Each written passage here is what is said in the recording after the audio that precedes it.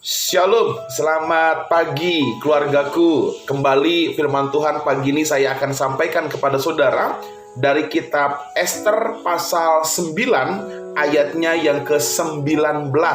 Demikian firman Allah. Oleh sebab itu orang Yahudi yang di pedusunan, yakni yang diam di perkampungan, merayakan hari yang ke-14 bulan Adar itu sebagai hari sukacita dan hari perjamuan, dan sebagai hari gembira untuk mengantar makanan. Keluargaku, pagi ini firman Tuhan saya beri judul Hari Gembira. Haleluya. Beberapa hari yang lalu mungkin khotbah saya, renungan yang saya berikan terlalu pedas, keras, sehingga membuat kita mungkin hatinya sedikit terlukai, hatinya mungkin tersindir, saudara, sehingga mungkin hati kita menjadi tidak damai sejahtera karena berat firman Tuhan yang harus kita lakukan. Tetapi hari ini saya mau bilang, saudara, ketika engkau melakukan firman Tuhan itu, maka harimu akan menjadi hari yang gembira. Haleluya. Bapak Ibu, di dalam Yesus Kristus, hari-hari kita adalah hari-hari yang penuh dengan kegembiraan dan sukacita. Ada amin, saudara? Di dalam Yesus Kristus, hari-hari kita akan penuh dengan kegembiraan dan sukacita. Bukan berarti hidup Kristen tidak ada masalah. Masalah pasti ada, tidak usah diundang, masalah pasti datang. Demikian dengan kekristenan, hidup Kristen juga akan didatengin, akan disertai dengan masalah. Tetapi saya mau bilang, di dalam Kristus, orang-orang yang menghadapi masalah sekalipun, dia akan memiliki hari-hari gembira dan sukacita. Kenapa, saudara? Kenapa dengan yakin kita mengatakan demikian? Yang pertama, saudara, karena dosa kita sudah diampuni. Bilang amin, saudara. Yesus Kristus mengampuni dosamu pada saat kita bertobat, mengaku dosa kita. Karena hari kita penuh dengan mujizat Tuhan. Ada amin, saudara?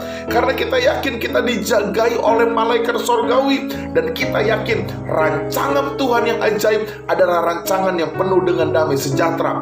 Saudara, hal-hal yang saya sampaikan tadi ini menjadi dasar kita untuk menerima hari-hari gembira dan penuh sukacita. Bapak Ibu, keluargaku, seringkali kita nggak menyadari bahwa hidup Kristen itu adalah hidup yang indah, saudara. Hidup yang penuh dengan sukacita dan kegembiraan. Kita nggak pernah menyadari bahwa Tuhan juga menyediakan rancangan-rancangan yang membuat kita akan bersukacita. Kita terbelenggu di dalam masalah kita, lalu kita berpaling dari Tuhan kepada dunia yang menganggap, yang menjanjikan sesuatu yang indah. Bapak Ibu, jangan tinggalkan Kristus, jangan ikuti dunia ini. Mari kita belajar setia kepada Allah, karena hari-hari yang Allah berikan adalah hari-hari yang gembira. Pertanyaannya adalah, saudara, Pak Pendeta, bagaimana supaya hari-hari kita menjadi hari yang gembira dan sukacita? Ayat yang tadi kita baca, orang-orang Yahudi merayakan kemenangan, merayakan sukacita, di mana Allah nyatakan rancangan yang indah kepada orang-orang Yahudi. Masa lalu yang kelam, masa lalu yang penuh dengan kematian dulu yang dirancangkan Haman, sekarang Tuhan ubah menjadi hari yang gembira dan bersukacita. Bapak Ibu, Tuhan sanggup mengubah hari-harimu yang kelam menjadi hari-hari yang gembira dan penuh sukacita. Bilang amin. Saudara, pertanyaannya adalah, Gimana Pak Pendeta supaya saya menjadi hari yang gembira dan penuh sukacita? Yang pertama, catat baik-baik, kita harus menjaga hati kita selalu di jalan Tuhan.